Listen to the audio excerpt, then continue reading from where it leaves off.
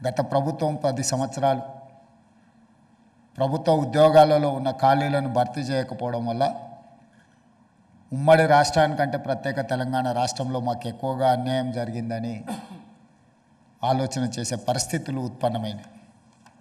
అలాంటి పరిస్థితుల సందర్భంలో తెలంగాణ యువత సహకారంతో ప్రజాప్రభుత్వం ప్రజాపాలన ఏర్పడ్డది. అప్పటి వరకు ప్రగతి భవన్గా పిలువబడే ఈ ప్రాంగణం భారత పాకిస్తాన్ సరిహద్దుల మధ్య ఏ విధంగా ముళ్ళ కంచెలేసి ఎప్పుడు పహారాలు కాస్తూ సైన్యం మోహరించి ఉంటుండేనో ఈ భవంతుల చుట్టూతో కూడా ముళ్ళ కంచెలతోటి అదే విధమైన పోలీసుల పహారాల చుట్టూత ఎప్పుడూ నిరంతరం కాపలా ఉంటుండే.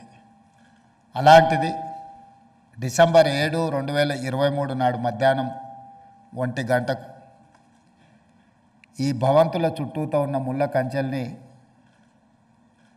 పటాపంచలు చేస్తూ బద్దలు కొట్టి తెలంగాణ ప్రజలకు ఇందులో ప్రవేశం కల్పించడం జరిగింది.